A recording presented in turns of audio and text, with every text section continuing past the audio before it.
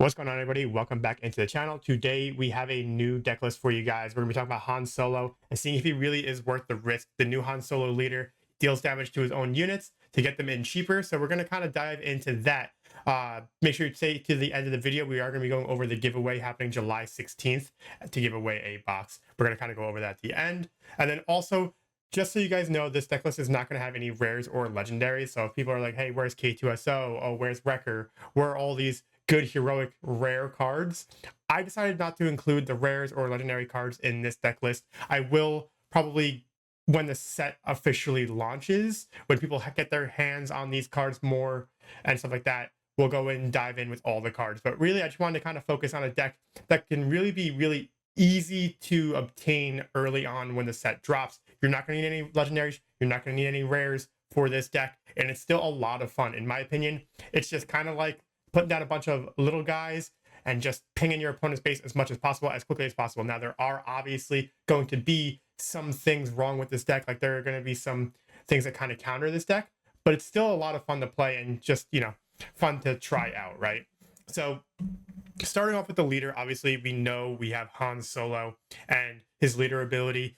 For an action, exhaust him, play a unit from your hand, it costs 1 less, deal 2 damage to it. Now that makes it so you can play multiple units turn 1, or you can go ahead and play a 3-drop on turn 1, which could really get you going in terms of getting damage on the opponent's side of the board kind of fast. That being said, we aren't playing a ton of 3-drops, 4-drops, 5-drops. Like a lot of this deck is going to be a lot of 1-drops, but then you're going to be able to play things for free and then play maybe 1 or 2 1-drops early on. And I'm going to kind of talk about the combos that you can kind of do with this deck as well. And then obviously when he comes out as a leader unit, then it's just for an action, you can do the same, cost 1 less, deal 2 damage to a unit, but you don't have to exhaust him. So you can do multiple units while he's out as a leader unit, right? And he's a 3/6, so that's all right. But still, his big thing is being able to get units out quickly so you can kind of flood the board and deal damage as quickly as possible. We have Chopper base. We're just going to use a yellow base and just make sure that we have 30 HP. Okay. Now we're going to go ahead and hop into the ground units. We're starting off with my boy Greedo. Greedo is just a 1-drop 3/1, and when he dies, he can go ahead, discard a card from the top of your deck, and if it's not a unit, ping something for 2 damage. So it's a good way to kind of clear out. What really makes this deck struggle is something when someone plays a lot of Sentinels, right, or things with Restore. So your object with this deck is to make sure you get rid of those things as quickly as possible, and just make sure you just keep trying to hit the base as much as you can, right? So we have Greedo, again, can help you get rid of Sentinels, but also can deal 3 damage into the base early, so that's pretty good. This is actually one of the most important cards of the deck. We have Lady Proxima. When you play another Underworld card, you may deal 1 damage to a base. Obviously, you're going to choose your opponent's base, but a lot of this deck is going to be Underworld cards, and you want to get Lady Proxima onto the board and just kind of make sure that you play as many in that one turn. I do think that they're going to try to kill Lady Proxima, capture it, try to get it off the board as quickly as possible, because with the amount of Underworld cards that you can play in a turn with this deck because of Han Solo's ability, you can actually ping your opponent for a good amount of damage each turn. So Lady Proxima, though, is very important for the deck. We then have Reckless Gunslinger. It's a 1-drop, but you basically has Sabine's ability in a 1-drop. Also, you can play it for Smuggle. So if you have to put it down as a resource, you can get it out later on in the game. And just again, because in this deck, your hand size is going to be kind of small, having those Smuggle units, though we don't have a lot, can come in handy later on. Next, we have Heroic Renegade. Playing this on turn 1, having it take 2 damage, becoming a 4/1. If you have initiative, you can go ahead and swing it for 4 early on. It's actually a good start to the game if you want to go ahead and get damage in really quick and hit hard right off the bat. So Heroic Renegade, pretty good. Also an Underworld unit. You're going to see a lot of these cards are Underworld. We have a few Rebels, but other than that, majority of the cards are going to be Underworld cards.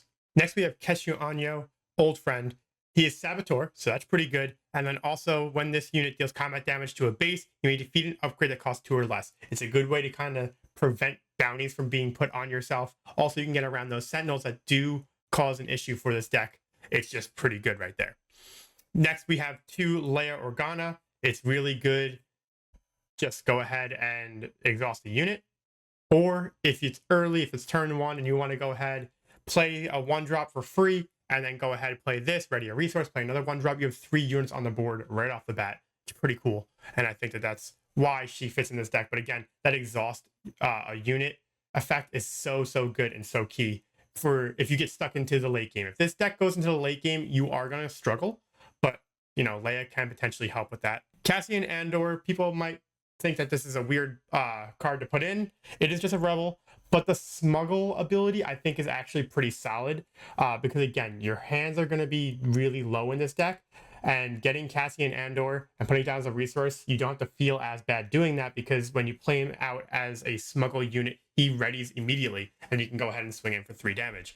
That being said, also on turn 1, you can go ahead and play him and he's a 3/3. So essentially he's a Battlefield Marine if you play him on turn 1, which is actually still pretty good. So I thought that the pros were pretty good, right? Worst case scenario, he comes out as a 3/3 turn 1, or he's a smuggle unit and you go ahead and you get him out and you have an extra 3 damage right away without someone expecting it, right? We have I think is pretty good. Again, it's a 3/4, but on attack you may ready a resource. In this deck, that could be really good. It allows you to potentially play an extra unit for the turn, or it allows you to play some of your events. And this deck runs a few events to kind of pump up the units to make sure you get some heavy damage in as quickly as possible. So this allows you to potentially play a unit as well as play those event cards to pump damage into your opponent's base. So I think that was a good combination. And the final ground unit I want to talk about is the Gorilla Attack Pod. Very good, especially in this deck. You go ahead and you play for 5 resources. It comes out ready if there's 15 damage on either base, and it's essentially a 6/4 instead of a 4/6 right away because it has grit and it's automatically taking damage with Han Solo's ability. This was a card that was included in a lot of decks early on in set 1 and kind of fell off the map. But I think with Han Solo, I think this card is going to see kind of get his revival, right? The redemption arc for Gorilla Attack Pod, especially because it automatically takes 2 damage right away and it comes out ready. So you can just swing in for 6 at a random given point. So that I think is pretty good. There, when I was playtesting this deck, I think there was 2 games where I won just by getting that 6 damage off with a Gorilla Attack Pod with 5 resources. So I think this is a very good card in this deck, and it's actually the highest costing card in the deck. Next, we're going to go ahead and hop into space. We don't play many space units because we don't play many rebels, so wing leader's kind of gone. I don't play red 3 because it's a rare, and this is kind of what I'm rocking with when it comes to the space units. We have Cartel Turncoat. People might think, hey, why would you play this, right? If your opponent defeats it, he goes ahead and they draw a card. Yes, that can be a problem, but I really just have the Turncoat for a certain combo, which I'll get into when I go over my events. But still, being a 1-drop with 3 HP means that I can play it for free on turn 1. And yes, if my opponent has to draw a card from taking it out, so be it, because what this deck wants to do is just get damage in as quickly as possible. And yes, your opponent might draw a card that might screw you over. But all in all, again, try to get units on the board as quickly as possible, and playing this for free makes it as quick as possible, right? Next, we have Alliance X-Wing. Again, you can go ahead and play it for 1, so you can play multiple units. Again, it'll take 2. Again, just a ship in space dealing some damage. Green Squadron A-Wing, still one of the best ships early on. Again, you can play it for 1, but then it will be a 1/1. It'll be kind of scary, but again, if you start getting these in space to kind of chip away, still really good. As you see, they're very low costing space units. You can go ahead and you can play things like Strafing Gunship, Disabling Fang Fighter, and stuff like that. But for what I want to do with this deck, again, it's really just a really cheap deck. Just get things out there that I can potentially hit with Han if they don't have any space units, so I can kind of just try to get some damage away from the ground if possible, right? Now, going into the events, a lot of these, again, very low cost, and they're either going to pump up your units to deal damage, or they're going to go ahead and just deal damage right away, right? So we have Daring Raid, deal 2 damage to a unit or a base. You can use this to go ahead and take out a Sentinel.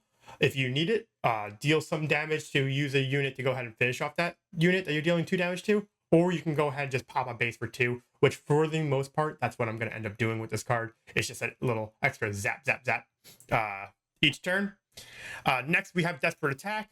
Attack with a damaged unit. It gets +2 for this attack. Obviously, we're going to have a lot of damaged units in this deck because we are using Han's ability to get a lot more units onto the board. So this is a perfect card to use in this deck because, again, we're going to have a ton of damage units, so might as well pump them up while we attack. McClunky is probably the #1 card in this deck for dealing with things in general. Now, the ideal turn 1 play, right? You use Han's ability, get Lady Proxima on the board. You go ahead and you play, so that's free, right? That is free. You go ahead and you play either a Greedo. You can play a Reckless Gunslinger, which Reckless Gunslinger will deal extra damage, which is pretty good, right? Or you could play a Cartel Turncoat, right? All three of those will cost 1, and you'll deal 1 damage to your opponent's base using Proxima's ability. If you go ahead and use Reckless Gunslinger, that's going to deal an extra 1, so your opponent's already going to have 2 damage on the board on turn 1. And then what you go ahead and you do is you play McClunky, and you bring back Lady Proxima back to your hand, and then you can go ahead and deal 3 damage to the unit that they played. Or you can keep Lady Proxima onto the board, and you can bring back one of the 1-drops that you just played down, right? If you want to go ahead and get Lady Proxima's ability to proc at the beginning of next turn. But either way, for McClunky, you are going to deal another 1. So essentially, you can get up to 3 damage using this on turn 1. And I think that that's a lot of fun. If you're going ahead and you're using McClunky and you're bringing back the Gunslinger back to your hand to play it again at the start of turn 2, and then you go ahead, you have Proxima's ability to go ahead and deal 2 damage when Gunslinger comes out, because Proxima does 1, Gunslinger does another. And even though you don't have any units to attack, you are still going to be getting consistent damage using Proxima's ability and all these Underworld cards that you're going to be able to play each turn. And that's why that's one of my favorite turn 1 plays. You just get to do a bunch of things like that. So McClunky, really, really good. Dealing 3 damage to a ground unit when you return an Underworld unit back to your hand is actually pretty good, and it works very well with Han Solo's ability, because you can go ahead and bring back a unit that you already dealt damage to that turn, which is why Turncoat is in this deck, because I can go ahead and play that for 0, use McClunky to bring it back to my hand, and then I can kill whatever my opponent plays, and if I have to, I can go ahead and play it again, or I can go ahead and play a different unit like Greedo or something like that, right? So again, McClunky, very, very good. Next, we have Shoot First. This is if you have to deal with a Sentinel with the stuff that you have, and you need that extra kick, and you want to keep that unit onto the board, right? You shoot first, swing into it, +1. If you are able to take it out, you don't lose the unit, which is going to be kind of big. I only played it as a 2 of, though. And then I have 3 Surprise Strike, as you guys know. Very, very good. Add 3 attack to any one of your units' attack.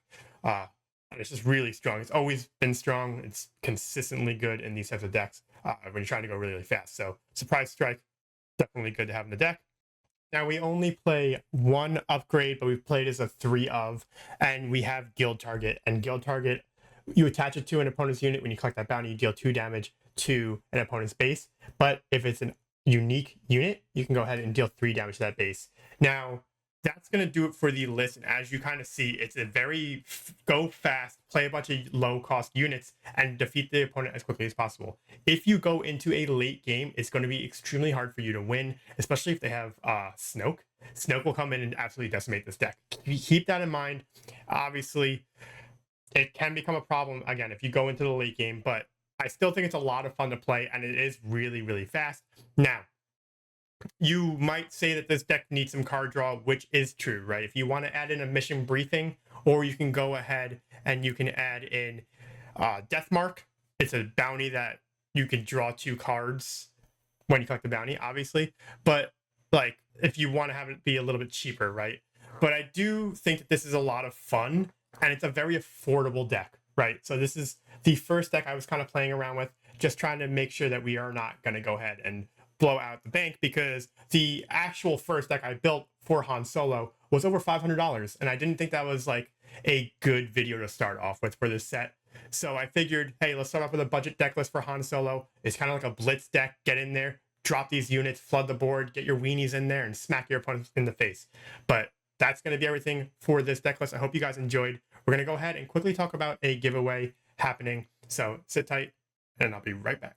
All right, guys, we are here to talk about that giveaway happening on July 16th. It's going to be happening at 8 o'clock. I'm going to be opening up a case of Star Wars Second Set Shadows of the Galaxy on stream with you guys, kind of talking about what we're going to build, what we're going to play, and all that type of stuff, right?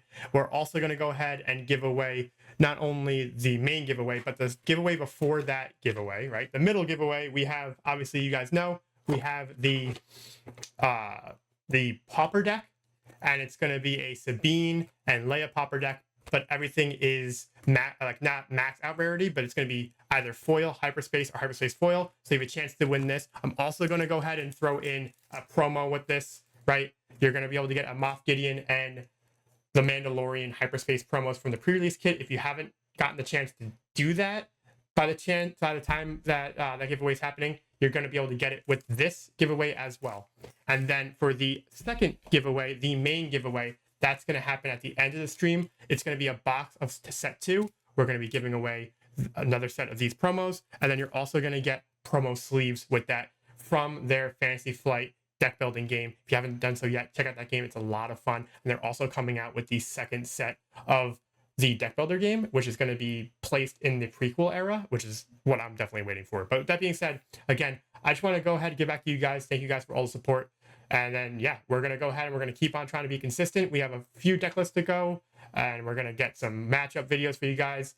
And I hope you guys are excited for that. If you guys are new here, hit that sub button. Support is always appreciated. With that being said, we're going to go on and get out of here, and I'll see you guys on the next video.